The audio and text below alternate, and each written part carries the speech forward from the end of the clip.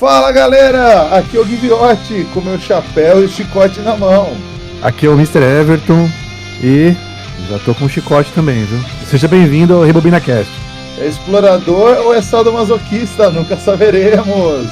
Meu amigo, estamos aqui juntos para falar desse clássico do cinema de ação de 1981, Caçadores da Arca Perdida, que depois foi renomeado para Indiana Jones e os Caçadores da Arca Perdida.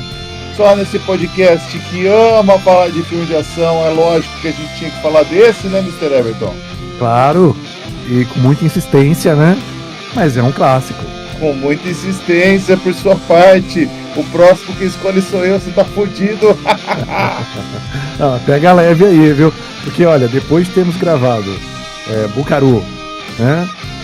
Eu acho que merecemos um filminho aí que assim, esteja aí um dos melhores filmes de todos os tempos também, né? É verdade. Esse filme foi super bem recebido na época, até hoje é um clássico foda. Passou até gastar fita na sessão da tarde e vamos falar dele depois da vinheta. ReboBinaCast, volte ao play dos clássicos.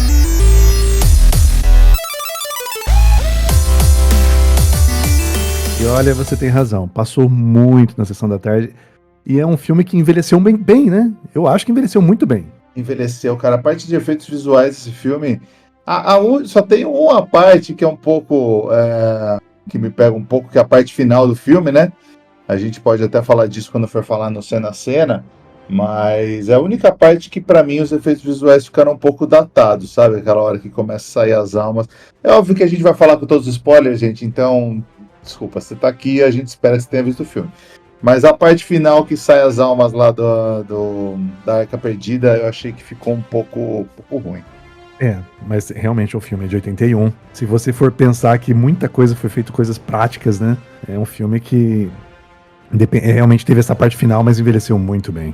Sim, muito bem, cara. E é um filme referenciado, né? E é um filme muito referenciado, né? É um filme querido por nerds de todo mundo, de todos os tempos, nerd velho, nerd novo, nerd bazinga, todo mundo ama esse filme, cara. Mas fala aí, quem que tá nele? E não só nerd, né? Ele furou a bolha também, né?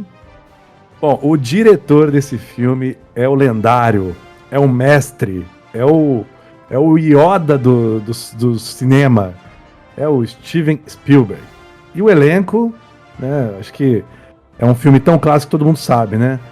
Harrison Ford como Indiana Jones. Esse eu não conheço muito esse cara, eu não sei o que mais ele fez aí. Acho que é ator que tá começando, né? Eu acho que você conhece ele como Solo, né? Como Solo, como Indiana Jones, como presidente dos Estados Unidos no Sim. Air Force One, como... Ele também é o Blade Runner, né? Blade Runner, exato, cara. A lenda máxima, uma das lendas máximas aí do cinema de ação. É verdade. Temos também a Karen Allen como Marion, que, né, acho que assim, o Indiana Jones teve várias mocinhas durante os outros filmes também, mas essa daí eu acho que é a melhor, que eu gostei mais. Ela tá no 4 e no 5, né? Voltam com ela no 4 e no 5, né? É verdade, tem toda a razão. Foi a única que voltou das mocinhas aí. O Paul Freeman, que é o Belloc, ele é o vilão, né? Belloc. Um dos, né? Eu acho que o vilão principal ali, né? E nota, né? Olha que nome de vilão, Belloc. O nome já diz, né? Exato. Você começa achando ele um filho da puta e você tem meio que uma leve esperança, né? Mas no final ele é um escroto mesmo. É verdade, né? Porque ele é um escroto legal, né? Ele tem ali, ele quer ser meio canastrão, né? Ele é o Indiana Jones meio que deu certo ali, né? Porque no final ele é um pouco mais filho da puta, ele acaba sempre trapaceando e se dando melhor em cima do Indiana Jones, né? Então ele tem essa pegada meio canastrão também, ele tenta pegar a Marion também, sabe? E é aquele vilão que você gosta de odiar ele, né? Ficou meio estranha essa frase. Não, você tem razão, é verdade. Ele é quase um anti-herói, é quase o Indiana Jones reverso, né? Sim, sim. Aí, seguindo aqui, nós temos o John Rhys Davies, acho que é assim que pronuncia, que é o Salah. Conhecido também como o anão do Senhor dos Anéis, né? Olha só, ele mesmo! Olha esse Você não cara, tinha hein? reparado ainda? Eu não havia identificado a pessoa, o ator aí, olha só, hein? Tem uns 25 anos entre o Caçadores da Arca Perdida e o primeiro Senhor dos Anéis, né? Então talvez seja por isso. E a maquiagem de anão também, né? Sim, e ele é o anão de verdade nesses filmes aí, viu? Ele deve ser maior do que eu, esse cara, né? Mas a gente chama ele É verdade, de é verdade. acostumado com o Senhor dos Anéis. Temos o Ronald Lancey. Eu não lembro desse personagem agora, hein? Todd. O Todd é aquele... Lembra o nazista que queimou a mão e ficou com o negócio lá? Então, sim, ele. É o nazista que dá medo. Ele dá medo mesmo, hein? Esse rapaz, ele total. é tenebroso, ele é do mal, né? Ele é do mal. E temos aí o Denholm Elliott, que é o Brody. O amiguinho bundão do Indiana Jones que nunca tá nas aventuras junto com ele. É verdade, é verdade. E aqui corrigindo, o John Rhys Davies, né, o nosso querido Salah, ele tem a minha altura exatamente, ele tem 1,85. Tem um personagem que não está aqui na lista principal, mas que vale citarmos, que é o Alfred Molina, né? Que é o... É que ele também faz uma cena, né? Então, é por isso que meio fica de fora do elenco principal aí, né? Ah, mas a nerdaiada gosta, que ele era o Dr. Octopus, né? E foi o primeiro papel dele, né, nesse filme. É verdade, é verdade. E tem um insider aí que... Você viu que nesse pequeno papel que ele aparece, tem aranhas nas costas dele. E depois no filme que ele tem bastante destaque, que é o Homem-Aranha, ele tá enfrentando o Homem-Aranha, né? Olha aí. Exato. E eu só falando rapidinho dessa cena das aranhas, ficou muito marcante. O cara, primeiro filme que ele tá fazendo, única cena que ele vai gravar, já enche o cara de aranha, né? E ele falou que antes colocou um monte de aranha, mas as aranhas ficaram estáticas nas costas dele. Sim. E aí o Steven Spielberg falou que o tratador de aranha, mas cara, o que tá acontecendo aí?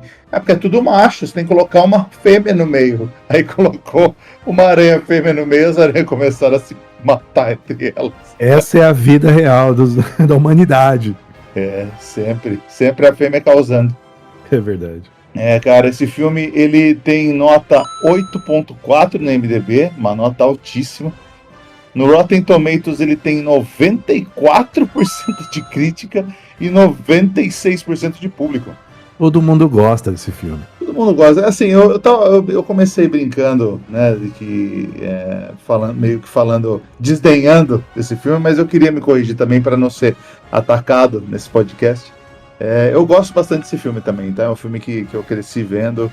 É um filme que no começo, quando eu era criança, eu meio que confundia as partes, porque eu via meio que tudo junto, né? O primeiro, o segundo, o terceiro, era meio uma salada, eu nunca bem sabia qual que era de qual. Depois que eu fui crescendo e revendo esse filme 1000 vezes, eu comecei a meio que decorar o filme inteiro até. Então eu amo esse filme. Eu só sei lá, acho que eu fui muito exposto a ele. Aí chega uma hora que eu fico meio cansado. Mas esse filme você pode achar ele em 2 lugares. Você pode achar ele no Telecine e no Oldflix. Você tem razão num ponto aí, que ele é um filme muito cultuado, de fato, mas quando assistimos, tenho a impressão que não havia uma sequência, né? E só depois de mais velho que eu fui ver o 1, o 2, o 3. Eu acho que, na minha opinião, até o 3 ainda são os melhores, mas depois só que eu fui ver na sequência. Cara, eu infelizmente vi o 4 e 5.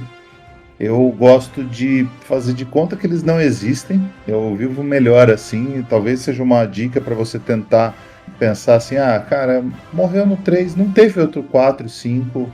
Deixa quieto, faz de conta que não existiu e talvez seja melhor para sua consciência isso. Também concordo. O roteiro, ele é de ninguém mais, ninguém menos que o nosso queridão George Lucas, né? O principal roteirista é ele, quem criou a história foi o George Lucas. Acho que você já ouviu falar dele de algum lugar aí, né?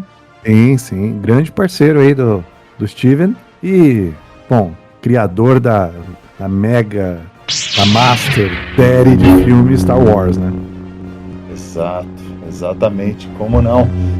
Tem outros dois caras que ajudaram eles, que são caras que contribuíram bastante nos anos 70 e anos 80, que era o Philip Kaufman, o cara que fez, entre outras coisas, aí bastante faroeste. Ele fez Josie Wales, Fora da Lei, é um filme com o nosso queridão Clint Eastwood. E o Lawrence Kasdan, ele fez roteiro também de bastante coisa ele é um cara que ajudava bastante o George Lucas, então ele fez aí o Império Contra-Ataca, ele fez Retorno de Jedi, ele fez praticamente todos aí da série aliás, acho que os 2 primeiros do Indiana Jones, então ele contribuiu bastante aí, ele é 2 parças do nosso querido George Lucas, mas o principal roteirista que criou a história do zero, pensando no Harrison Ford, foi mesmo o nosso queridão George Lucas. Eu acho que foi uma parceria muito bacana entre o George Lucas e o Steven Spielberg, né? Que durou os 4 primeiros, né? O Steven Spielberg só não voltou pro 5º filme. Ele soube quando parar, né? Deveria ter parado no 3º, vai por mim. Esses filmes mais clássicos são igual De Volta pro Futuro. Não precisa de sequência. O 3º filme já acaba ali como chave de ouro, né? Nossa, podia terminar a série com ele cavalgando com o pai dele ali no deserto, junto com o Salah. Final feliz, cara. Falando da origem do nome, que é por causa do cachorro dele. Pô, cara, podia ter terminado aí, né? Sim. Podia ter terminado. Mas o Hollywood gosta de espremer, né? Mas então, você sabe por que teve sequência, Everton? Você sabe por quê? Só pode porque deu dinheiro, né? Porque o filme custou 18 milhões e fez 400 milhões. Cara, 400 milhões de 1981 é muito dinheiro. Se fosse, assim, convertendo, daria mais de 1 bi, né? Então é lógico que os caras vão fazer sequência disso até cansar. Você tem toda a razão. E eu acho que de todos os filmes que nós já falamos aqui, é o que mais teve rentabilidade, né? Porque... Nossa, são muitas vezes o lucro do filme, né? Cara, teve mais do que o Buckaroo Banzai, por exemplo. Não é difícil, né? Mas também esse filme... não foi esse filme, mas teve, eu acho que um outro Indiana Jones que saiu no mesmo ano de Buckaroo, né? Teve, acho que foi o segundo. Acho que foi o... Como é que é o segundo Indiana Jones? Cara, esse é o 3º. Nossa, gente, tá dois estamos senis já. Vamos focar aqui, vai. Que pariu. O Templo da Perdição. Isso. Saiu no mesmo ano que o Buckaroo, mas ele com certeza fez mais dinheiro do que o Buckaroo também. Sim. Ai, cara, esse filme, Bom, esse filme ele deu muita bilheteria, ele com certeza foi muito alugado. E com certeza muitas pessoas pegaram lendo a parte de trás da caixa, como você vai fazer agora, Mr. Everton. Olha, e eu vou te falar, a capa do filme, né? A capa da caixa, ela é linda, né? E de fato, lendo a parte de trás, talvez nos motive mais. Então eu vou ler aqui. Eu confesso que eu alugava esse filme não pela o texto, né? Pela sinopse, mas sim pela imagem. Mas vamos ler aqui agora. Eu não sei se eu cheguei a alugar esse filme, cara, porque ele passava tanto na Globo que eu devo ter gravado ele da Globo mesmo, com comercial e tudo, e assistir dali. Eu não lembro de ter alugado, mas fala aí, vou ler a parte de trás pra gente. Não, mas você tem toda a razão também com relação a isso, né? Isso é uma característica que a galera mais nova não sabe o que a gente tá falando, mas antigamente era isso aí, você tinha que gravar, você podia gravar, né? Os filmes que passavam na TV. Não é que podia, né? Não sei se tinha. A gente nem pensava nisso. Podia. Se você tinha um videocassete em casa e passar na televisão, ali tá domínio público. Você pode gravar. Você não pode ganhar dinheiro em cima dele e vender, mas fora isso, gravar você pode. Obrigado. Deixou a consciência mais limpa, então. É isso aí. Bom, vamos lá. Lendo a parte de trás da caixa. Junte-se ao lendário Indiana Jones, Harrison Ford, em uma das maiores aventuras cinematográficas de todos os tempos.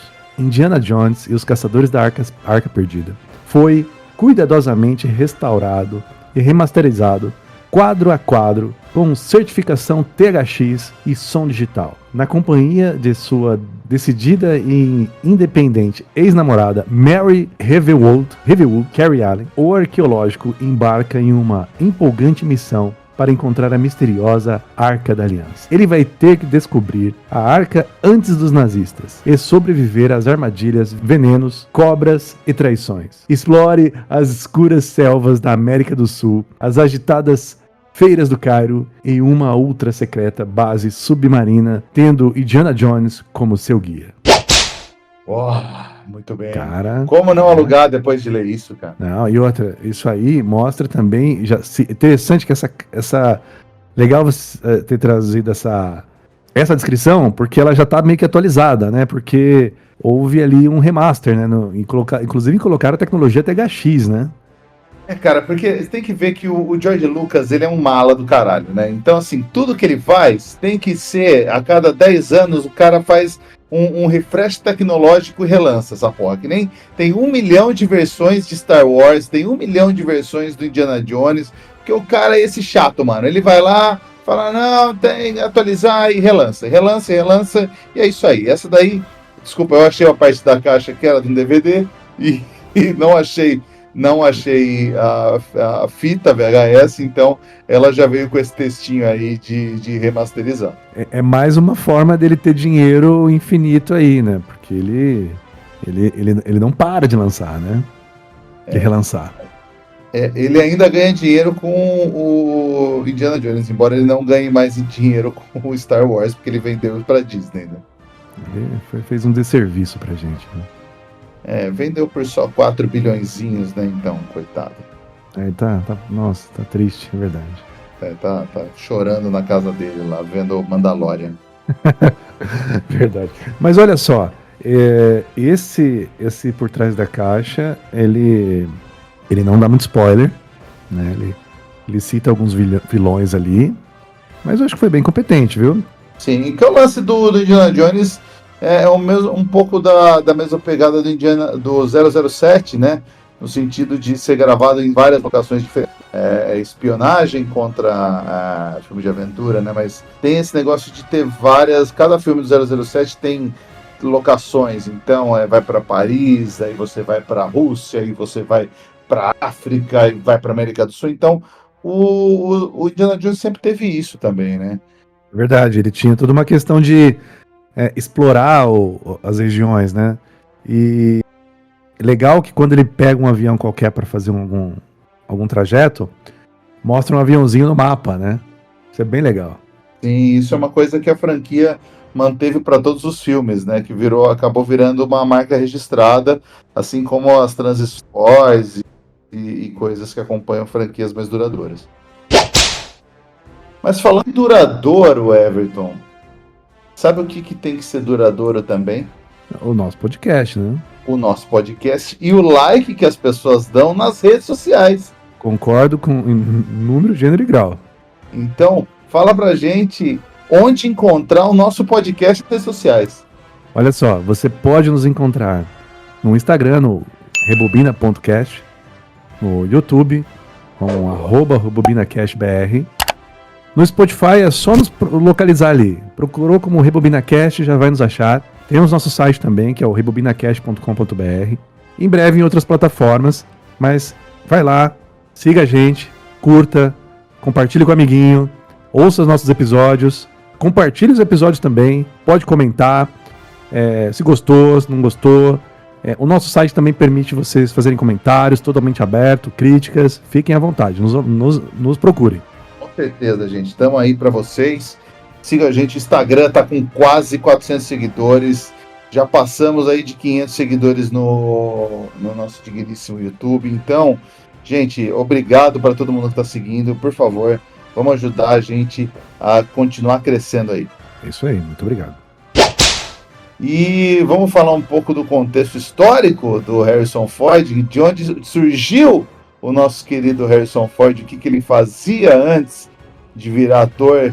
Ele era um mestre carpinteiro, Everton, você sabia disso? Olha só, hein? Essa aí eu já tive de falar, mas que virada de vida, hein? De carpinteiro para um dos maiores atores de Hollywood. Eu já ouvi falar uma lenda também, isso, né, nunca foi muito confirmado, mas eu já ouvi pessoas comentando, que ele vendia maconha pro pessoal de Hollywood também. Então tá explicado, né? Mas ele começou fazendo cenografia e vendendo coisas de carpintaria, foi o que ajudou ele a pagar para fazer curso de ator e veio a estrear como, claro, nosso querido Han Solo em Star Wars. E depois de um papelzinho pequenininho ali no Apocalipse Now, ele teve Império Contra-Ataca e aí já emendou com esse filme. Só a atuação dele como Han Solo, assim, já dá uma gabaritada, né? Cara, e é muito louco se você pegar o que foi Indiana Jones, desculpa, que a gente costuma associar os dois sempre, né? Você pegar o que foi a carreira do Harrison Ford nesse começo dos anos 80. É óbvio que ele fez umas coisas de televisão, né? Antes de conseguir o papel no Star Wars, mas depois de Star Wars, ele fez uma coisinha ali, um papelzinho menor ou outro, o papel no Apocalipse Now, e aí teve Caçador. Olha essa sequência, Everton. Na boa. Ó, Caçadores da Arca Perdida 81. Blade Runner 82.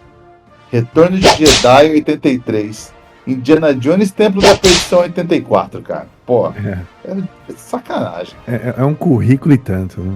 Sim, ele é considerado um dos atores que tem, juntar todos os filmes dele, ele tem a maior bilheteria de todos os tempos combinada, porque o cara teve duas franquias monstruosas, que são Star Wars e Indiana Jones, fora assim, participou de Marvel agora, né? Ele fez o filme do novo Capitão América.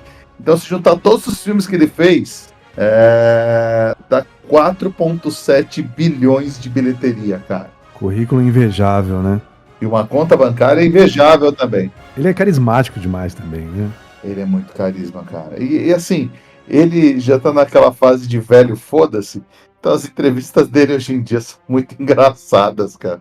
E ele sempre falou isso desde o começo, mas assim, cara, é um trampo, eu tô aqui porque me pagaram e é isso aí, cara, é o que eu faço. E eu gosto de gente que sai um pouco desse negócio de arte, eu fiz porque é algo que eu amo, e tá falando, não, porra, vai me contratar pra fazer isso, eu vou ficar dando essas corridinhas de velho nos filmes, agora é isso aí. Quando realmente a pessoa tá na idade ali, ele meio que toca o botão ali, foda-se, fala o que quer também, né? Exato. É interessante. E é uma coisa que, não sei se todo mundo sabe, mas o Harrison Ford, ele é colecionador de aviões antigos, né? Ele gosta bastante de avião antigo. Ele aprendeu a pilotar aviões na década de 60, mas só conseguiu a licença aos 53 anos, aí acho que na década de 90, provavelmente, tá? Então, ele começou a voar em 1960, mas ele não tinha dinheiro para pagar as aulas e deixou isso daí para trás. As aulas na época custavam $15 a hora, ele não tinha dinheiro para isso. Então ele foi tirar depois, na década de 90, acho que quando ele parou um pouco de fazer filme. Depois fez Air Force One aí, pilotando um avião também, hein? Ele é mais o presidente, mas acho que ele chega a pilotar, né? Pra pousar o avião, acho que ele pilota, ele que desce lá. Cara, esse filme é outro filme também. Temos que falar aqui em algum momento que acontece de tudo, né? Cara, esse filme eu vou te falar que eu vi na televisão, mas eu não revejo esse filme desde a época, assim. Eu devo ter visto quando saiu, assim, tela quente, sabe? Eu nem sei se eu vi inteiro, pra ser bem sincero. Mas é um filme que eu tenho vontade de rever, sim. Ah, sim. Vale muito a pena. E aí, vamos fazer o Cena a Cena desse filme maravilhoso? Vamos lá, vamos pro nosso quadro Cena a Cena. Inclusive, bom nome. Vamos lá. A gente não tinha chegado nesse nome? Eu que criei meio. Não tinha. Não tinha. Era resumo do filme em 15 minutos, agora virou Cena a Cena, que eu acho que ficou bem melhor. É que o 15 minutos a gente já até comentou disso já, era muito cansativo pra mim. Então, vamos fazendo assim, que é dois tiozinhos conversando e tá tudo certo. Cara, começa o filme então com Indiana Jones no meio do mato com uma galera. Um deles, como você já falou, o Alfred Molina, nosso querido Dr. Octopus. Um dos tiozinhos vai querer fazer uma traição com ele afugenta o cara com chicote. Você viu? Ali já mostra que ele tem uma sagacidade, né? Ah, porra. O cara, você rende um cara que tá com uma arma apontada pra você com um chicote, porra, passa uma credibilidade imediata, né? Sim, sim. E muita habilidade, né? Sim, isso daí já mostra que é um filme de época também, porque tá lá América do Sul, 1936, sem especificar onde, se era Brasil, México, tanto faz, é América do Sul. Acho que até fazem assim pra ficar o mistério, né? Mas dá a entender que é meio selva ali, né? Selva amazônica, selva amazônia colombiana, sei lá onde, né? Mas enfim. Eles estão entrando numa caverna e acaba meio que a galera fugindo com medo, acaba sobrando só ele, o Alfred Molina, meninão ainda. Eles passam e tem aquele clássico frame das costas dele lotada de aranha, que a gente comentou agora há pouco. É interessante que primeiro o Molina, ele fala pro Indiana Jones que tem uma aranha nele, e tira, né, a aranha das costas, e depois o Indiana Jones fala pra ele se virar e tem 10 mais vezes aranha do que tinha nas costas do Indiana Jones. E aquela aranha caranguejeira, mano, que parece um caranguejo, né? Não, okay, totalmente. Caranguejo, caranguejeira, faz sentido. Olha aí, hein? Olha só. Rebobina é cultura. Olha só, veja bem, né? Então, cara, o Indiana Jones, ele é muito safo, ele já sabe que vai ter várias armadilhas, então ele se prepara. Inclusive, a hora que ele tá entrando, alguém fala, acho que o Alfred Molina mesmo fala que ninguém saiu dessa caverna com vida. Ele pega um saquinho de areia, que você não sabe muito bem por que ele tá fazendo isso, mas depois você vai descobrir que é para você colocar no lugar do ídolo quando tirar, porque vai ter armadilhas de todos os jeitos. Sim. Veja que ele já previu a armadilha, né? Porque ali ele nem havia visto ainda o amigo que havia chego na frente, né? O outro arqueólogo. É verdade, tinha um outro arqueólogo, né, que sumiu procurando isso daí, né? Isso, e depois aparece morto numa armadilha. Ele acho que vê até o documento do cara, né? Ele saca que é o cara que foi antes dele lá atrás desse ídolo, né? É curioso, essas armadilhas desses lugares, elas sempre têm uns mecanismos, assim, muito diferentes, né? Por exemplo, na hora que eles estão chegando, o Molina, né, o Dr. Octopus, né? Tá indo na frente, daí o Indiana para ele com a mão e fala, espere! E aí ele pega o chapéu dele, ou coisa assim, e passa em frente uma luz. E aí que vem um monte de garras com muita força, que foi... Acha, não é? Não. É um monte de garras onde apareceu o colega dele, arqueólogo, que havia sido morto, né, na armadilha. As flechas são um pouco antes deles chegarem no ídolo, que tem uns negócios no chão, símbolos no chão. Aí o Indiana Jones dá uma arriscadinha ali, aí vem uma flecha e ele para bem na tocha. Agora, cara, que arquitetura para fazer essas armadilhas. É impressionante. Sensor de luz então, e tudo. Cara, vamos imaginar que eles já tinham essa tecnologia mesmo e não é só para deixar o filme interessante. Não mesmo. Aí tem a parte que você falou na sequência, né, do ídolo, né? Exato, que ele vê o ídolo e assim, cara, vamos colocar o ídolo com luzes vindo de um jeito que ele vai brilhar no escuro quase. Ele é dourado, mas ele brilha no escuro. É verdade, tem toda uma iluminação ali, né? Que dá um charme, né? Exato. E ele vai e tira, só que assim, é claro que no momento que ele tira, meio que dá a entender que ele pegou o peso certo, porque é óbvio, né, que ele vai pegar um saco de areia do nada e vai ser o mesmo peso exato do ídolo que ele nem sabia que existia. É mesmo, totalmente. E aí, cara, começa aí tudo pro caralho, ele sai correndo, tem aquela icônica cena daquela bola gigante atrás dele, né? Quando ele tá fugindo, aquilo já foi tirado sarro em 1 milhão de filmes, já foi feito todo tipo de homenagem possível e imaginável para aquela cena. Tem toda a razão, é uma cena clássica demais, né? Sim, inclusive acho que no pôster do filme até tem a bola gigante também, né? É verdade. Mas tem todo um ponto também que, aí pesquisando um pouco das curiosidades, eu vi que o som dessa bola, que eles estavam com dificuldade, foi um carro andando num pedregulho. E eles gravaram e virou o som do... Maravilha, hein? E aí na hora eles estão fugindo, precisa do chicote dele para pular o precipício. O Alfred Molina vai antes e ele pega o chicote, porque ele é um sacana e ele quer pegar o ídolo para ele. e ele fala pro Dr. Jones, me joga o ídolo que eu jogo o chicote pra você. E ele caga pro Indiana Jones, pega o ídolo e deixa o chicote lá. Indiana Jones consegue dar um pulo de, 10 metros e chega do outro lado e consegue se salvar e vê o Molina, espatifado na próxima armadilha. Pois é, ele não prestou atenção. Não, é porque assim, uma coisa é você tá lá do lado do Indiana Jones te salvando, outra coisa é você passar pelo mesmo lugar que você passou antes sem Indiana Jones. É um arqueólogo diferenciado, né? Exato. Enfim, ele vê um bonecão ridículo lá do Alfred Molina, um bonecão muito fake. Nossa, totalmente. Eles economizaram ali, viu? Sim, e até quando eles estão entrando, eles falam da tribo Rovito, né, que estava atrás deles. E a hora que ele sai, ele é automaticamente surpreendido pelo quê? Pela tribo inteira, junto do Belloc, que é o francês, que é o maior inimigo dele. E o Belloc tinha uma vantagem, que ele sabia falar o idioma da tribo indígena, né? Sim, e ele lança um BOzinho, né, pra eles. Ela fala, daqui é o deus de vocês. E aí fica todo mundo pagando um pau pra ele e fazendo o que ele manda.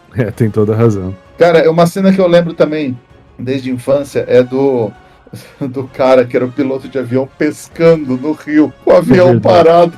É verdade. E ele começa a gritar, língua avião! Totalmente desesperado, correndo, e os índios atrás, né? Sim. E aí, cara, a gente tem eles fugindo. É óbvio que os índios todos atrás eles conseguem fugir, porque afinal o filme chama Indiana Jones e o Templo da Perdição. Aliás, Templo da Perdição não, olha.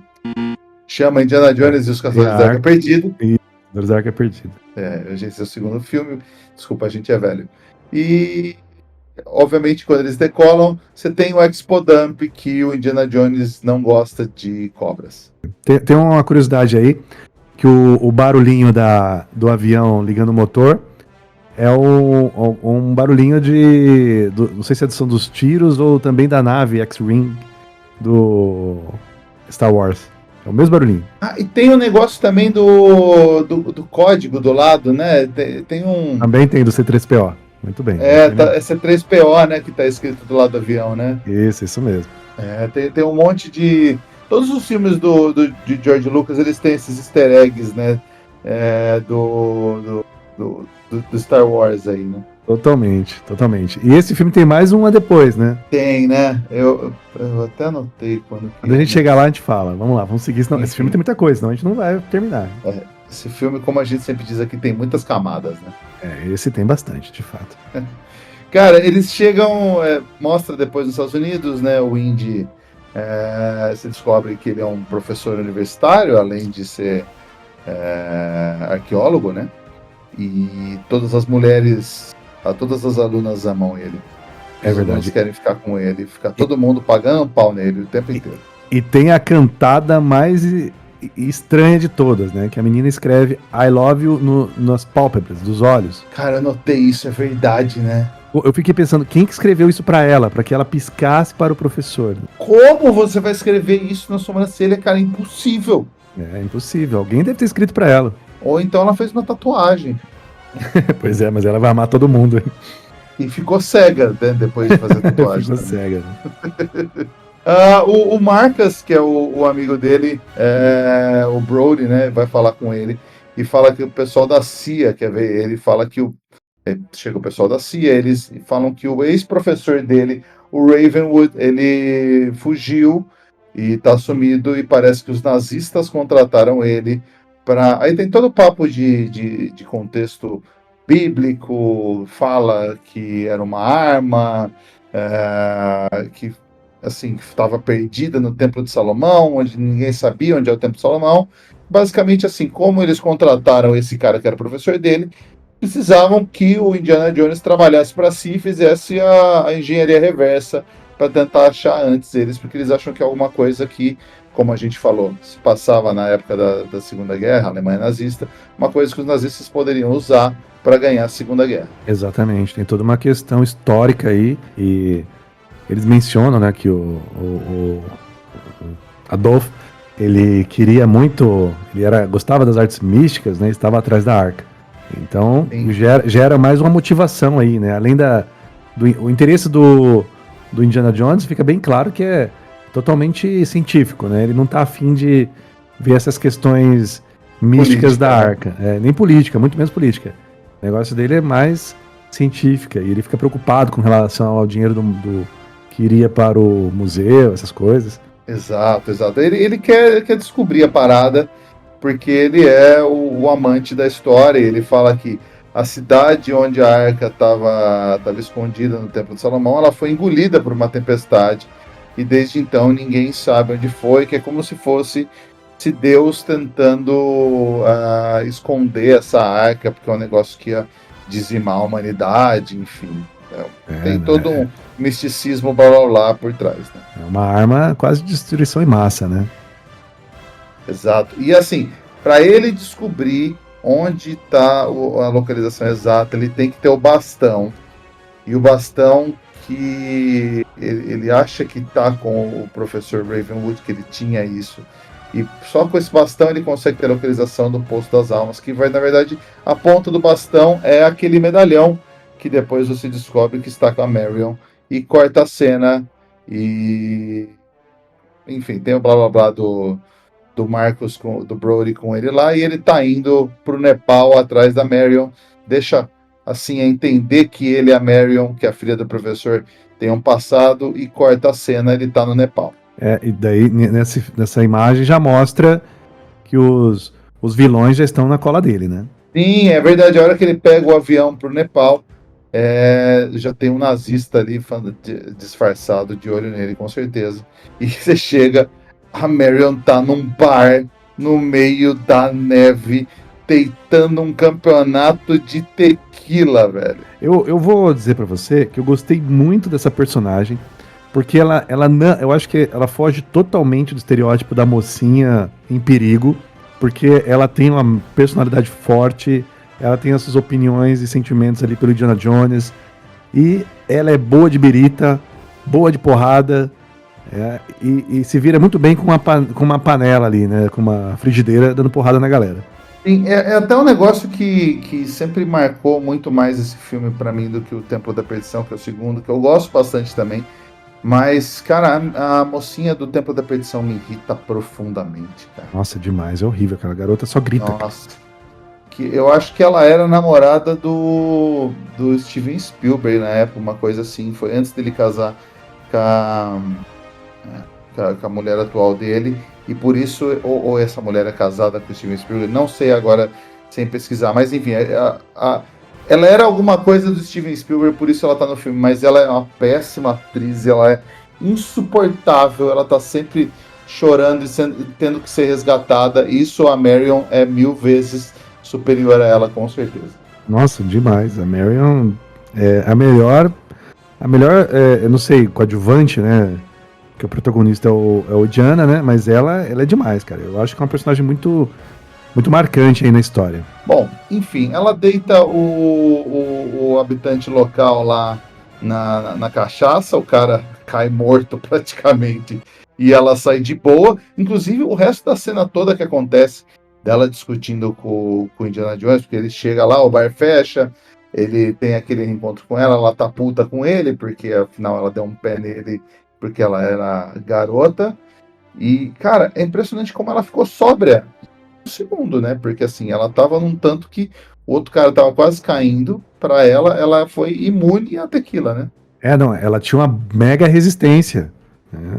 Tanto é que mais pra frente no filme ela tenta usar esse mesmo skill que ela tem, né? Ela tem muito XP aí de aguentar a tequila, cachaça, essas coisas. E o cara, depois você descobre que o Belloc também, o pai dele era dono de marca de bebida, por isso ele também... Olha, essa parte é muito engraçada. Sim. Mas enfim, ela, na hora que ele chega, ele começa a negociar preço, ele vai atrás do pai dela, ela fala que o pai dela morreu, e eles ficam, ok, vou te pagar $5.000, e ela vai falar, então tá bom, volta aí amanhã que eu te dou o medalhão, e a gente vai junto aí atrás do artefato místico aí, da Arca Perdida. E imediatamente, na hora que você acha que ele vai embora, chegam os nazistas e começam a querer torturar ela só para ela ser salvo você salva pelo Indy, né? Exatamente. Mas ali começa uma porradaria muito louca, né? Sim. E você sabe uma curiosidade? Você sabe que tem um ator nesse filme que interpretou 2 papéis? Ah, sim, Poxa, eu soube sim, é o Pat Roach. Pat Ele, Roach, não é? exatamente. É. Ele Ele é tá como um dos ajudantes gigantes, o cara gigante do bar. É o mesmo cara careca gigante que luta contra o Indiana Jones na frente do avião e é morto ali. Pois é. E depois parece que nos próximos filmes ele participa também, né? Cara, esse Pat Roach ele é um cara que ele fazia bastante filme, sempre como o guarda-costas, o cara grande que saía na porrada, porque realmente do lado dele o Indiana Jones parece um anão, né? Sim, sim. E essa primeira morte dele aí, que é meio whatever, né? Mas quando essa luta do avião aí, ela é emblemática, cara. O avião também, depois eu fui pesquisar e vi que esse avião, ele era um protótipo, assim, ele era um avião realmente, foi desenhado para ser um avião alemão lá da época, né? Mas me parece que nunca foi produzido. Mas eu acho que a produção ela fez um capricho danado que montou um avião muito. Pegou o projeto e desenhou igual, cara. Muito legal isso. Pô, que legal. Legal, não sabia disso não. Mas o Pat Roach ele é gigante e ele morre 2 vezes. O cara tinha 1,96 de altura. Olha aí, realmente. E ele faleceu em 2004 aí. Uma leve curiosidade. A única felicidade dele é que ele não participou do 4º filme, né? Exato. Mas ele teve em outro filme também, que provavelmente a gente vai falar em algum momento aqui, que é o Conan o Destruidor, o segundo Conan. Ele faz o bichão que fica na luta de espelho lá com o Conan. Olha, esse merece sim um rebobina com certeza. Os nazis chegam lá, o bar vai pro cacete, tem aquela luta, tiroteio, tiro, porra de bomba, morre uns 3 nazistas lá e só quem escapa é o Totti, que é aquele nazista lá que dá mais medo, e ele chega a agarrar o medalhão que tava no meio do fogo, então queima a mão dele inteira, ele sai correndo bem quadrinho assim mesmo para enfiar a mão no meio do gelo. Pois é, mas olha o plot disso, né? Porque ele queimou a mão na peça que localizava a arca, ficou marcado na mão dele e depois eles utilizam isso no filme. Então, utilizam, mas isso não serviu de nada, na verdade, né? Não ajuda em nenhum momento os nazis a chegar no Indiana Jones, né? Porque não era preciso, né? Exato. Mas, cara, tem depois eles indo embora pro Egito, né? Porque eles, como o pessoal da CIA falou, já tinha o Belloc com os... Aliás, eu não sei se eles falam do Belloc, né? Eu acho que ele descobre que é o Belloc depois, mas ele sabe que os nazistas estão no Egito procurando a arca, e é óbvio que é para lá que o Indy vai, junto com a Marion, encontrar seu amigo Salah. Sim, sim. E aí mais uma ceninha de avião, né? Quando eles chegam lá no Egito, tem toda uma apresentação do Salah, né? E apresentação do próprio Cairo, né? Que é uma imagem muito bonita ali na cena, né? E certamente tá nos nossos itens de curiosidade, mas que eles tiveram que retirar centenas de antenas que estavam ali naquela cena logo na fachada, né? Onde eles estão ali conversando. E só para uma cena assim de 2 minutos, nem isso. Impressionante. Sim. Esses filmes que são de época sempre tem um trabalho, pelo menos os bons filmes, né? De tentar fazer mesmo, transportar você para aquela época, né? Usando carro de época, pesquisando como era o mercado e roupas daquela época. Então isso o filme faz muito bem, né? Sim, muito caprichoso. Inclusive o pessoal gravou essas cenas na Tunísia, né? E na época, a Tunísia anos 80, hoje em dia, claro que já melhorou muito, né? Mas todo mundo quase teve intoxicação alimentar na época, né? Que estava gravando esse filme. Então, tava real doente, só que não ficou doente foi Steven Spielberg, que ele levou 1 milhão de lata de espaguete, como se fosse um miojo em lata, e ele ficou comendo só isso durante a gravação inteira, e foi o único que não pegou intoxicação alimentar. Se salvou, foi preparado. Foi preparado. Viu só? Isso é estratégia, né? Do grego, estratégia. Totalmente. Enfim, eles são lá recebidos pelo Salah, os 25 filhos dele, porque o pessoal não tem o que fazer, não tem televisão lá, provavelmente, então sai fazendo filho que nem os loucos. E tem um macaquinho filho da puta, depois você descobre que o macaquinho é o X9, e ele fica dando a letra pra um maluco lá de tapa-olho, que você descobre depois que tá aliado ali com os nazistas. Pois é, hein? O macaquinho não tá acreditado aqui na nossa lista, mas aquele macaco é um excelente ator, viu? É um excelente ator, acho que é um dos melhores atores do filme até. É verdade. Tô vendo aqui no elenco do filme, né? O ator aí que faz o domador do macaquinho, ele... Ah não, tô pegando o ator errado, gente. Eu não sei agora o nome do ator. Nossa, mano, Achei, não achei, não achei. Eita. Tudo bem, o macaquinho tá por aí. Enfim, o Salah ele tem uma equipe de escavação no Egito, ele já é velho conhecido do Indiana Jones. A Marion, ela tá automaticamente bronzeada, ela morou, sei lá, 10 anos no Nepal, mas no dia seguinte que ela tá no Egito, ela já está totalmente bronzeada. Pois é, nada que um cenoura e bronze não resolva. Exato. Enfim, eles vão lá atrás, a Marion até então já mostrou pro Indy que ela tá com o medalhão. Eles vão atrás e o macaquinho fica dando a noção deles para onde eles vão. Inclusive, como o macaco consegue comunicar isso é um mistério.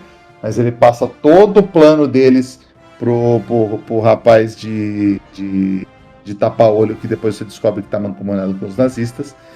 E os nazis vão atrás do Indy da Marion com a ajuda de árabes mascarados, porque não sei. Eu estou te falando, o macaquinho é um dos grandes atores do filme.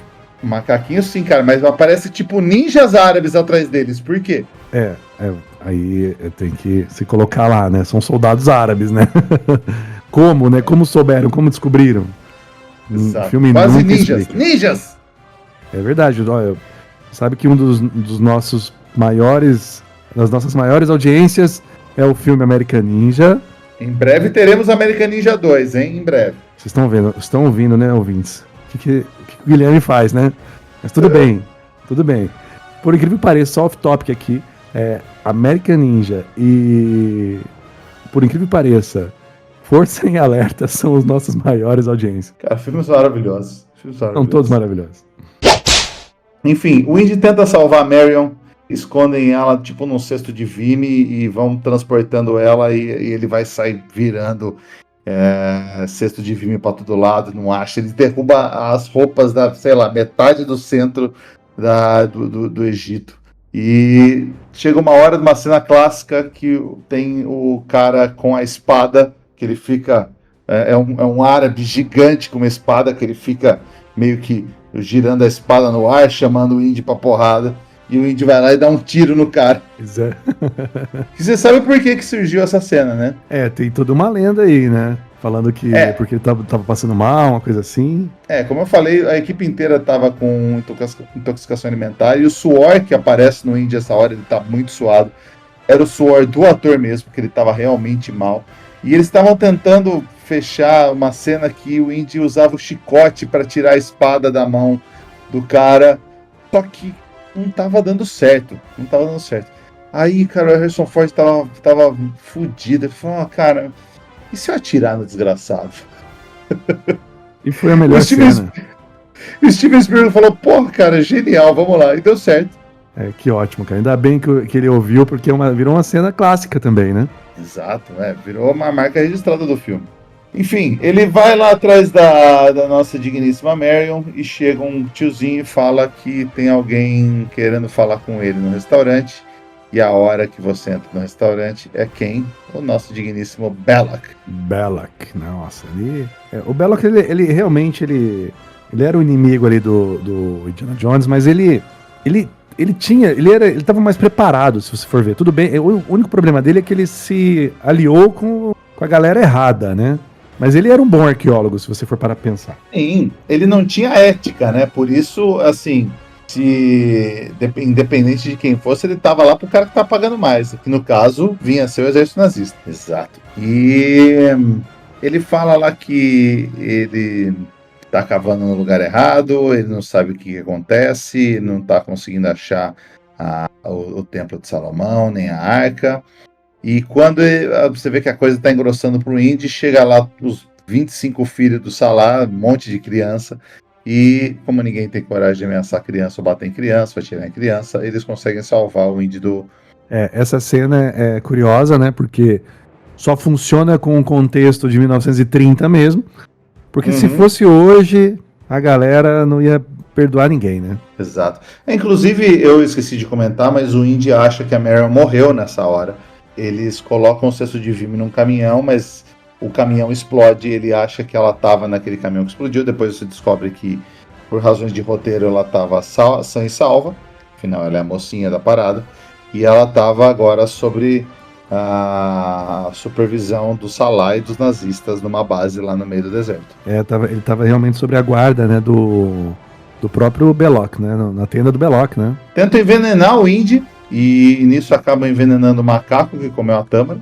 Então quem salva o Salah, porque ele joga pro ar assim para pegar a tâmara com a boca, e o Salah pega no ar assim e fala: não, mataram, então querem te matar, fica esperto aí, e sai vazado. Você viu que mais uma vez o macaquinho atuando, hein? Você viu, se finge de morto ali, ou deram um sossega-leão pro macaco também, né? Sabe? Eu acho que o macaco é tão bom ator que foi de propósito. Finge de morto, ele caiu lá. Enfim, ele descobre que o bastão que o Belloc está usando tem o tamanho correto e eles estão cavando no lugar errado. O Indy, é lógico que o Indiana Jones ele vai lá no local exato junto com o Salah, eles acham mais rápido que todo mundo, e automaticamente o Salah é capturado por nazista. O Indy descobre que ali é o lugar certo para usar o cajado do pai da Marion. E ele descobre a localização exata, e na hora que ele vai sair, os nazis chegam e capturam o Salah. E depois ainda jogam a Marion lá dentro, onde tem um monte de cobras, né? Que o Indy não gosta de cobra. Tem tipo uma sequência deles retirando a arca ali, né? E deixando eles retiram a arca, o Salah vai subir para ir embora, e na hora que o Indy vai, é a hora que os nazistas chegam. E o Indy detesta a cobra, como ele disse no começo do filme. Ele tá trancado com, sei lá, 80 cobras lá no meio do nada. E uma outra curiosidade dessa cena ainda com as cobras é que no filme eles colocam a regra que as cobras não gostam de fogo. Porém, era o contrário. As cobras gostam do calor, porque elas são um animal de sangue frio. Sério? Então eles ficam ali jogando fogo, só que tava atraindo as cobras. E teve uma maior dificuldade aí, viu? Que delícia, cara. Pois é.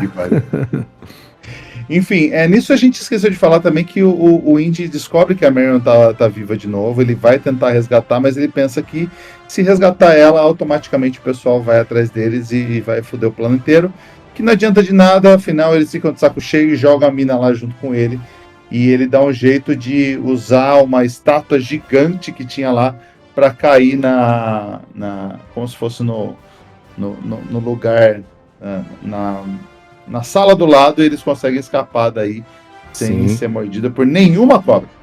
Aí tem um outro easter egg aí, que nessa ceninha aí tem um dos símbolos egípcios dentro dessa sala, tá uma imagem do R2-D2 e do C3PO. Bem rapidamente passa. Sim, é verdade. Eu vi rapidinho ali, tem razão. É um easter egg do Steven Spielberg e do George Lucas, né? Sim, com certeza, cara. E a hora que eles saem, eu acho engraçado que a hora que eles saem do Poço das Almas lá, que eles estão no meio do nada, cara, tem tipo um figurante dormindo atrás de onde eles estão saindo. Então, talvez fosse numa outra cena que o Indy nocauteia um cara, ou fizeram uma edição e mudaram isso, mas, cara, ficou sem sentido nenhum, tinha um maluco dormindo. E assim, corta eles, estão eles saindo sem ninguém, aí no outro corte, mais de longe, tem um maluco capotado ali. Então, não sei se em algum momento ele nocauteou o cara e isso acabou sendo cortado da edição, mas... pode ter sido assim, né? Eles fazem isso pra deixar o filme mais dinâmico também, né? Mas é um errinho aí de continuidade que a gente gosta de dar uma alfinetada. Cara, então, depois que eles saem do digníssimo Poço das Almas lá, eles vão tentar roubar um avião para fugir dali, que eles estão no meio do deserto, e tentam render os caras que estavam cuidando lá do avião, e nisso chega o gigante careca de bigode que a gente falou, para sair no palco com Indiana Jones, enquanto o avião tá meio que rodando ao léu, porque a Meryl foi lá e nocauteou o piloto também. Sim, tem... Você vê que essa cena ela é muito interessante, porque acontece muita coisa, né? Eles tentam roubar o avião primeiro, a Meryl entra no cockpit, ela é trancada, depois...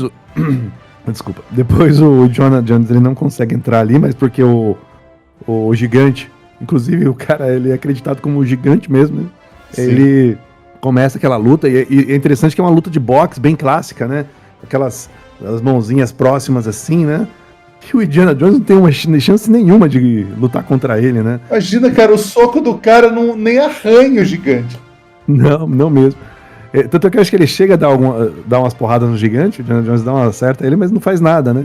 E uma só do cara já deixa o Indiana Jones no chão. E aí eu acho que ele percebe que ele não vai ganhar ali na força, né? Vai ganhar na inteligência. Sim, e começa a rodar em falso e chega uma hora que ele vê e a hélice vai pegar, ele só dá ele basicamente ele só apanhou nessa luta, né? Ele não deu um soco que prestasse no gigante, e o gigante acabou sendo comido pela hélice lá.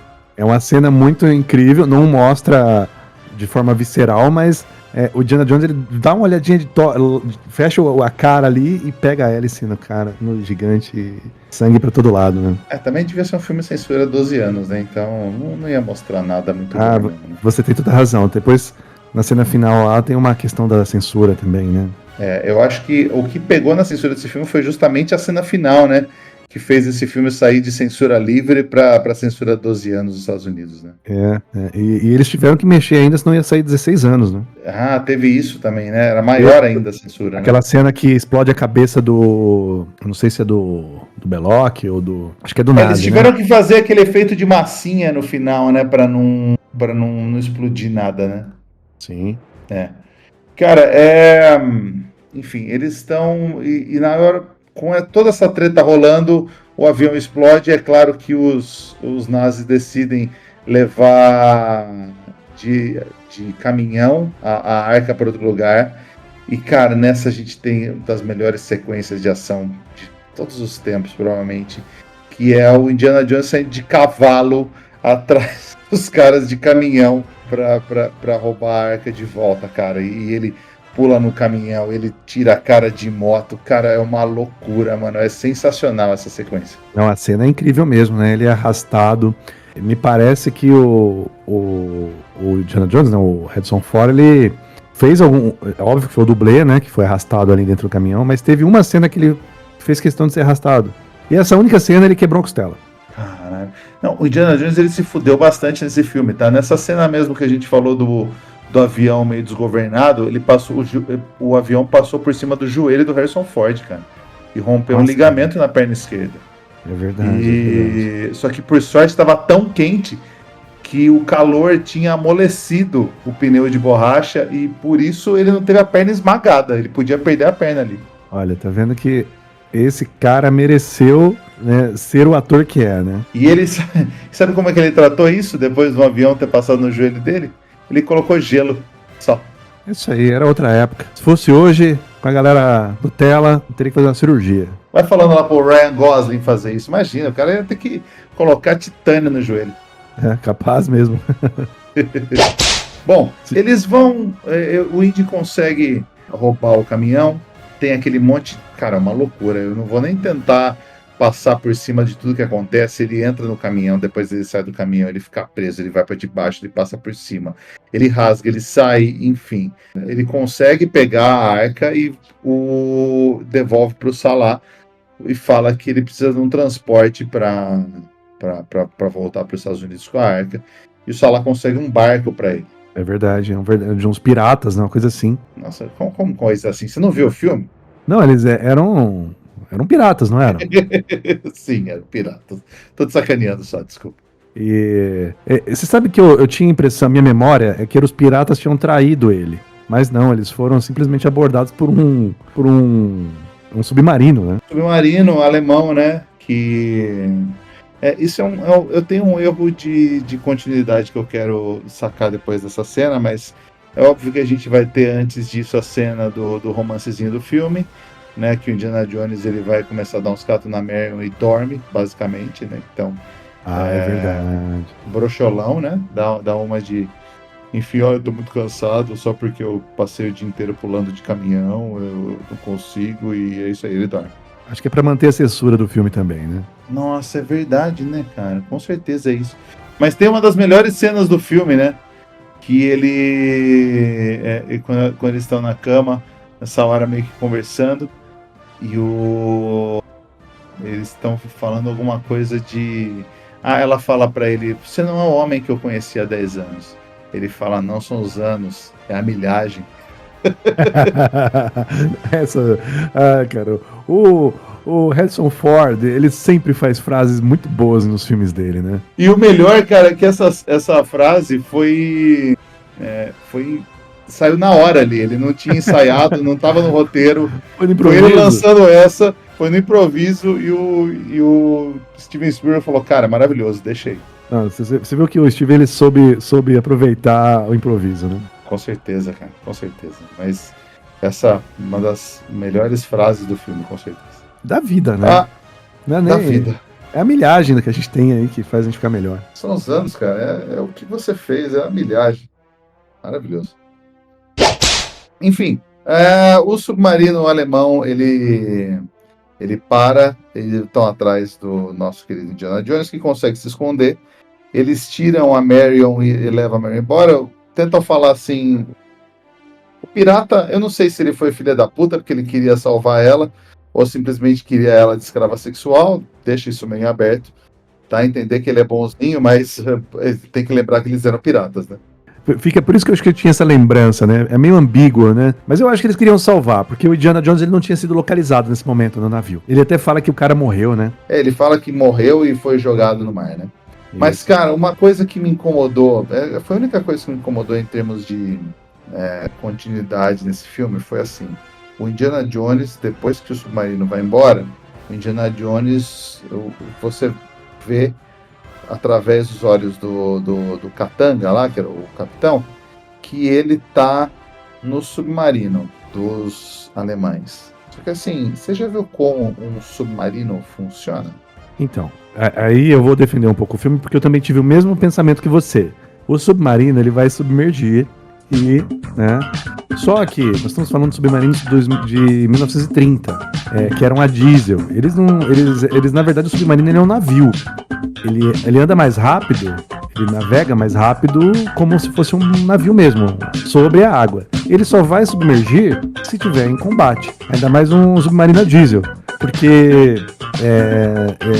eles não tinha ar suficiente. E como eles estavam com pressa para fazer o teste da arca, eles não afundaram, mas foi um risco, porque se eles tivessem submergido, já era Indiana Jones, acabou o filme. Já era Indiana Jones, velho. Porque, na boa, assim... Vamos. Ok, tomara que a sua análise esteja certa, porque foi o que mais me incomodou. Eu falei, mano, não é possível. Ele ficou o quê?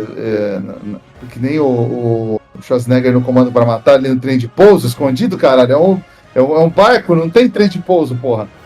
Então, eu acho assim que ele se arriscou demais, porque se o submarino tivesse submergido, nossa, já era.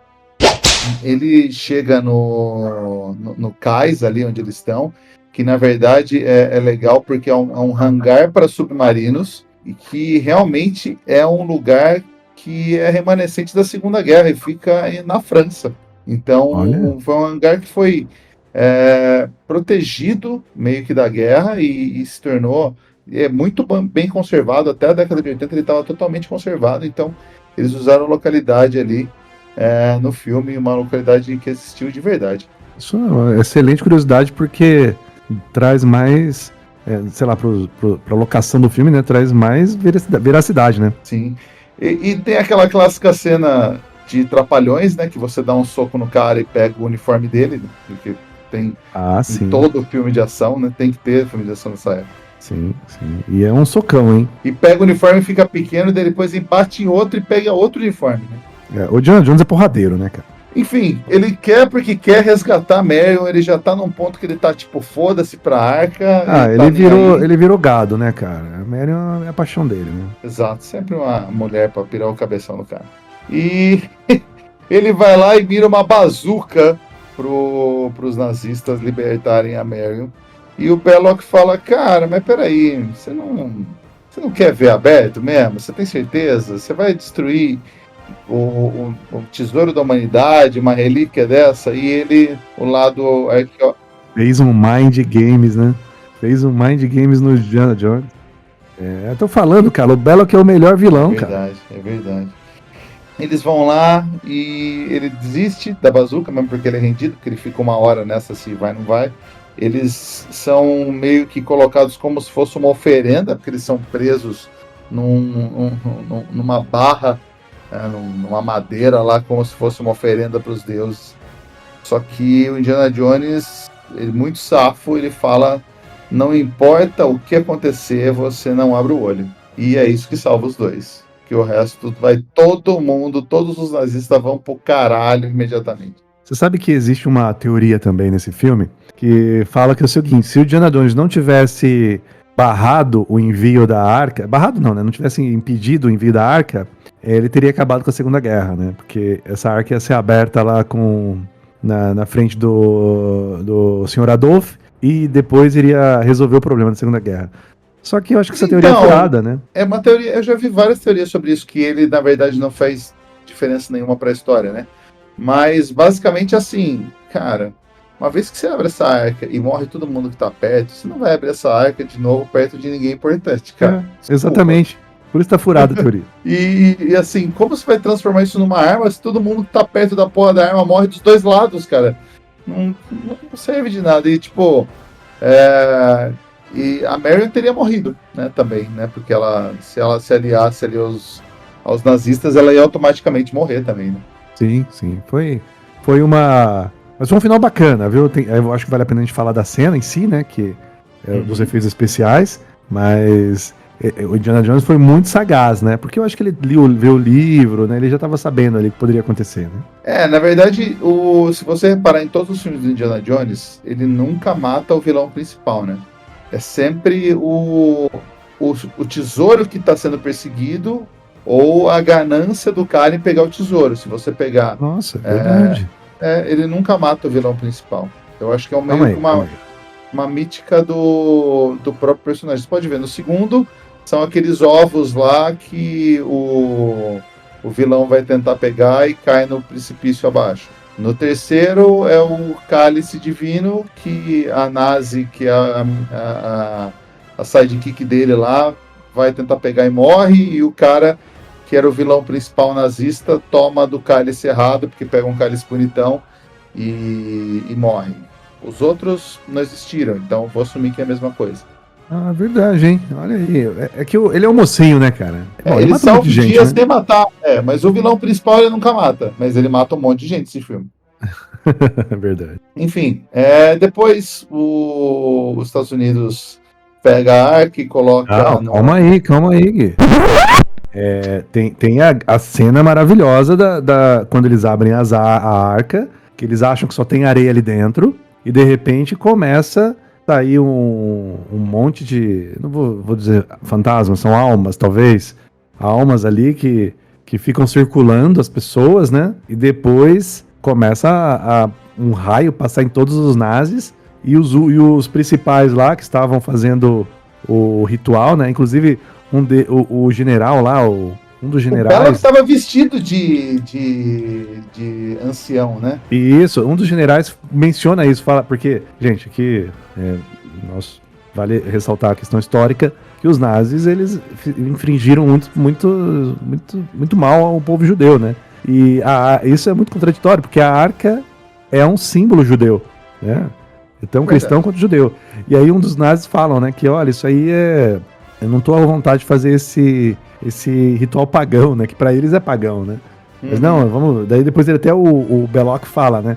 Pô, mas você quer chegar lá em Berlim e mostrar que não do tem... Hitler, né? E falar que isso não tem nada, né? Então eles fazem o teste, e aí tem acho que pode entrar nas principais mortes ali, que o Belloc morre de um jeito derretido, o outro explode a cabeça, um negócio visceral, né? Eles fazem cocô dos nazistas, que é o que nazista é mesmo, é um bando de cocô que merece apanhar. Eu acho que ali foi uma correção histórica, né?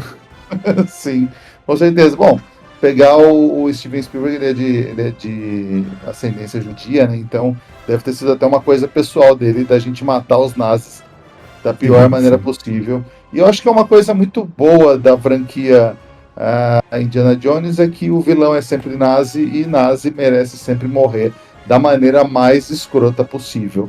Enfim, e eu até peço desculpas por pular essa cena, porque a gente falou tanto do CGI asqueroso que eu meio que acabei passando essa parte, pulando essa parte, mas realmente a gente tem que dar devido crédito para fazer cocô de nazi, que é o que eles são mesmo. E aí sim eles acabam entregando a arca para os Estados Unidos, né? Indiana, ele fica meio revoltado porque não foi parar no museu, uma coisa assim. Mas ele fica feliz porque ele recebeu uma grana, né? Grana, né? Sempre ajudamos. Acho que não é ele de verdade, né? A própria faculdade que recebe é verdade. Um dinheiro lá, né, meu? Indiana Jones é um fudido, né? E aí tem a cena que eu acho que você ia falar, né? Que eles levam para aquele galpão gigantesco.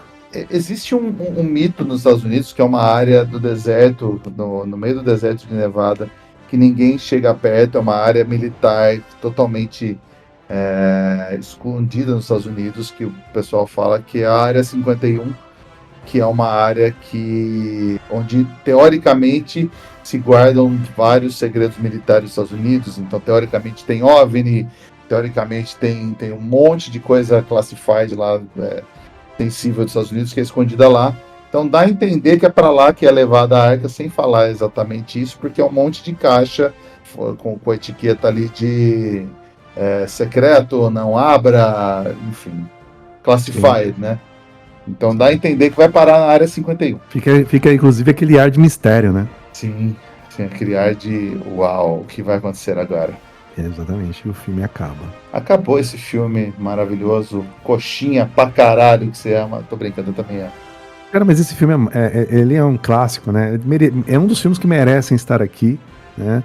E de fato ele é um filme hypado, comparado aos quais nós já fizemos, mas tem o seu valor, né, pro cinema. Inclusive, várias cenas são parodiadas em outros filmes, né? Sim, e vale lembrar também que esse filme ele ganhou 4 Oscars, né? É o primeiro filme que a gente fala aqui que com certeza ganhou Oscar. Esse filme ganhou melhor direção de arte, melhor edição, melhor som e melhores efeitos visuais. Muito bem lembrado. E cara, as contagem de corpos desse filme a gente acabou nem falando. O Indiana Jones ele mata 19, seguido bem de perto pela Marion, que mata 11 pessoas nesse filme. Olha aí, tá vendo que personagem? Ela não é uma mocinha a ser resgatada, ela ajuda, de fato. É a mocinha que mais matou gente aqui, se bobear, nesse podcast até hoje. Sim, ela tem uma personalidade muito forte. Cara, quer falar de algumas frases? Não tem tanta frase. Não tem tanta frase. Esse filme marcante, ele é muito de ação, né? Ele é de aventura. Você já falou uma maravilhosa, né? Que não são os anos, a quilometragem, né? Pra mim essa frase tá no topo, vou até usar ela. Cara, vamos lá. Qual que é a sua... A gente dá basicamente 2 prêmios aqui nesse podcast. Eu acho que o primeiro prêmio é pro prêmio Xambin, de melhor morte. Xambin, para quem não lembra, é o ator que morre em praticamente todo o filme que ele tá. Então a gente sempre premia a melhor morte do filme. Qual que é o seu Xambin desse programa, Everton? Olha, eu vou te falar que eu estou em 2. Tá? Uma que é visualmente chocante, mas tem uma que, embora não mostre, é igualmente marcante, né? Que é a do gigante no avião, que ele, numa luta de boxe ali, em que Indiana Jones estava tomando uma porrada atrás da outra, e a cena foi muito bem coreografada, e de repente o cara morre numa hélice de avião. Essa cena pra mim é incrível. É o Xambin mesmo. Eu acho que não tem como argumentar muito não, cara. O cara vira cocô, praticamente. E assim, é meio uma salvação Deus Ex Machina? Talvez um pouco, porque assim, era o único jeito do Indiana Jones ganhar essa luta é acontecer alguma coisa e esse cara explodir. Realmente ele explodiu. Sim. As outras é também, né, quando abrem a arca, que o Belloc, ele derrete, né? Ele simplesmente derrete ou explode a cabeça, não sei qual dos dois que explode ali, mas também é emblemática, mas eu acho que essa aí do gigante ganha o prêmio Chambinha, aí, na minha opinião. Com certeza. Não, ganha fácil. Não tem outra morte que deixe esse filme tão marcado como essa. E agora o outro prêmio, talvez o prêmio mais cultuado deste podcast, que é o prêmio Cigano Igor de pior atuação do filme. Quem é o seu? Eu vou te falar que esse filme só tem ator bom, né? Só cenas boas. Por isso que tá tão bem pontuado aí no B, nas avaliações aí em geral, né, do público, etc. Eu vou te falar que talvez o ator que eu vou falar são duas opções na minha cabeça aqui. Um é o Sr. Molina, que é o ator lá do começo do filme, que ele tem pouca cena, mas ele ganharia o prêmio só por conta do molde feio que usaram pra mostrar que ele morreu, logo no começo. Ou não, o Brody, né? Eu não sei, eu colocaria esses dois na fila aí, né? Cara, esses são os dois que eu tava pensando. O Brody eu tava pensando em dar pra ele, mas tem razão, porque o Alfred Molina, assim, dá pra julgar muito a primeira atuação do cara, da vida praticamente, né? Primeiro filme dele. Então, ele é uma atuaçãozinha bem sem vergonha, assim mesmo. Os outros, assim, não dá pra dar muito pra capanga, porque é o cara que tá ali pra fazer uma cena, né? Uma cena de porrada, então não tem muito como ter uma atuação ali. Eu acho que vai ficar por Alfred Molina mesmo, então, o vencedor do prêmio Cigano Igor de atuação. Parabéns a ele, hein? Parabéns, Alfred Molina. Com certeza, eu sei que você deve estar na sua casa aí, de pijama, ouvindo a gente, e com certeza você ficou muito feliz com isso e vai colocar esse troféu junto. Nossa, não ganhou Oscar, mas enfim, isso aí. Pelo menos ele ganhou alguma coisa aqui com a gente, cara. Olha só. Pelo menos ganhou aqui a gente reconhecendo o nosso querido Alfred Molina. Pois é, mas ele já. Eu tô vendo aqui que ele ganhou já como. Só indicado pelos colegas ali. Cada M ali, né? Mas nunca ganhou muita coisa. Sim, é óbvio que ele é um ótimo ator, o Alfred Molina. Só tava no começo ali da carreira dele, né? Então é normal não tá no auge ainda, né? Mas a disputa tava complicada ali, porque esse filme só tem ator bom, né? Vê o Belloc como vilão maravilhoso, o Indiana Jones não precisa nem falar, né? A Mary maravilhosa. Então, é ele. Parabéns a ele. Parabéns a ele. Mas assim, esse filme, você acha que ele poderia ficar melhor? Sempre pode ficar melhor. Sempre. E sabemos com quem, né? Com Arnold Schwarzenegger. Como esse filme ficaria melhor, Mr. Evans? Venha comigo se quiser viver. Olha, pra começar, ele... bom, ficaria muito melhor, né? O cara é um tanque humano, né? Comparado ao Harrison Ford, aliás, eles nunca atuaram juntos, não é uma pena, né? Porque... Calma aí. Atuaram no Mercenários, né? Verdade. 3. Poxa vida, então vivemos pra ver isso, né? Uma ceninha ou outra junta ali, né? Nada muito expressivo, né? Pra começar, eu acho que ele nem usa chicote, né? Não sei. Cara, o chicote dele seria o quê? Uma bazuca, assim. O braço dele, né? O braço dele é um chicote, né? Ó, e se fosse o Arnold, talvez ele teria ganho ali do gigante da luta, hein? O Arnold é maior que aquele gigante, provavelmente. Rapaz. Ia ser difícil achar um cara maior. Mas imagina, cara, se ele fosse o Belloc. Imagina. Indiana, listen to me. Listen to me.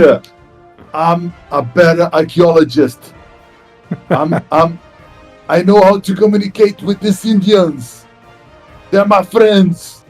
Imagina, cara, isso seria épico demais. Não, seria. E aí talvez ele não estaria junto com os nazis, né? Ele seria ele mesmo. E eles iam ter que sair na porrada, porque o Arnold ele nunca sai na porrada com o Belloc, né? Mas assim, a partir do momento que você tem o Arnold, você precisa de alguém para tentar chegar perto dele, não ia conseguir, o Arnold ia varar o Indiana Jones com soco. Eu acho que o filme não seria Indiana Jones, né? Seria Belloc. Seria Arnold. Seria Austriana Jones. Áustria. Boa, com certeza, com certeza. Ai, cara. Bom, a gente está chegando no final do programa e a gente sempre termina o programa para indicar filmes aqui com a mesma pegada. Então, fala sua indicação de filme, sem indicar as sequências aí, mas outro filme na pegada de Indiana Jones, assim, qual você sugere? Você sabe que tem um filme que eu vou pesquisar o nome dele aqui, que tem a mesma pegada do Indiana Jones, mas é uma coisa de joia do Nilo. Deixa eu ver aqui. Joia. A Joia do Nilo é com o Michael Douglas e a Kathleen Turner. O próprio, esse filme aí, cara, que eu sempre achei que tinha uma pegada meio Indiana Jones ali, um pouco mais moderna, né? Cara, mas você sabe que esse filme foi um daqueles filmes feito por outro estúdio justamente para tentar surfar o hype mesmo, né? Você tem razão. Olha só, e tá na Disney Plus, hein? Fácil achar. A Joia do Nilo tá na... Eu sei que tem a Tudo por uma Esmeralda, que é a continuação dele, que tá no Disney Plus também. Mas a Joia do Nilo... não, aliás, o Joia do Nilo é a continuação do Tudo por uma Esmeralda. Olha só, então eu estava confundindo. Eu falei que era uma joia, mas é a Esmeralda mesmo. E você tem razão, a época do filme é a mesma ali, hein? O Tudo por uma Esmeralda é de 84 e o Joia do Nilo é de 85. Então foi feito ali bem depois, pouco depois do Indiana Jones. E ele é bem essa pegada mesmo, com certeza. Olha aí. Então essa é a minha sugestão.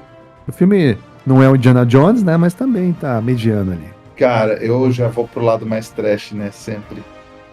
Eu vou pro lado mais trash. Senão não seria você, né? Cara, tem um filme que eu adorava quando era criança. Eu não tenho coragem de assistir esse filme hoje em dia, porque deve ser uma bosta inacreditável. Que é Alan Quarterman. Alan Quarterman. É verdade. Alan Quarterman era com o digníssimo Richard Chamberlain. Então, tinha até Sharon Stone, inclusive, no comecinho de carreira. Teve 2 filmes, né? Que o primeiro é o Alan Quarterman. Nossa, agora vamos lá. O primeiro é As Minas do Rei Salomão, que foi depois traduziram para Alan Quarterman e As Minas do Rei Salomão, de 85 também, mesmo ano do Joia do Nilo. E você tem Alan Quarterman e A Cidade do Ouro Perdido, que é de 86. Que são filmes feitos por quem? Ninguém mais, ninguém menos que a Canon Filmes, mesma produtora aí de American Ninja, que esses filmes são de baixíssimo orçamento, cara. O segundo tem até o James Earl Jones fazendo um papel de um... É o primeiro ou o segundo que eu digo? O James Earl Jones está no segundo também. Cara, esses filmes... esse filme, assim... Eu não vou tentar defender. O filme deve ser uma bosta até hoje. Sim. Não, mas olha... O John Rhys Davis, que é o Salah, tá no primeiro filme também. Olha só. Não deprecie, cara. O filme tem seu valor, né? Ele... É verdade, ele tá no filme também. Cara, esse filme Alan Quarterman é depois de Indiana Jones, né? Então, será que ele fez o mesmo tipo de personagem? Ele é um Indiana Jones genérico, brother. Tem até o chicotinho se bobear. Olha aí. Mas ele é mais... anda com a arma na mão, né? Se bem que o Indiana Jones também tem um 38 ali, que é mentira, né? Mesmo chapeuzinho, cara. Nossa, é complicado esse filme. Sim. Era a ideia que eles tinham de arqueologistas, né? Enfim, tentando, é óbvio, né? Não fez 1/20 do sucesso de Indiana Jones, mas passou bastante sessão da tarde aí, cinema em casa, passava bastante esses filmes. Enquanto a Globo passava Indiana Jones, a CBT passava Alan Quarterman, com certeza. Com certeza. Cara, é isso então. Nosso próximo filme, nós teremos participação especial pela primeira vez no podcast, Everton. É isso aí, vamos ter a honra. Ter a honra de ter o pessoal do Quintessential Bond, retribuindo o convite que a gente fez, que eles fizeram pra gente para falar sobre Remo, Desarmado e Perigoso. Nós vamos chamá-los para falar de GoldenEye, clássico do James Bond da década de 90. Sim, mega clássico. E merece estar aqui. Merece estar aqui, com certeza. É isso então, Mr. Everton. É isso aí, Gui. Então, até a próxima. Fechou, meu amigo. Um abraço. Abraço.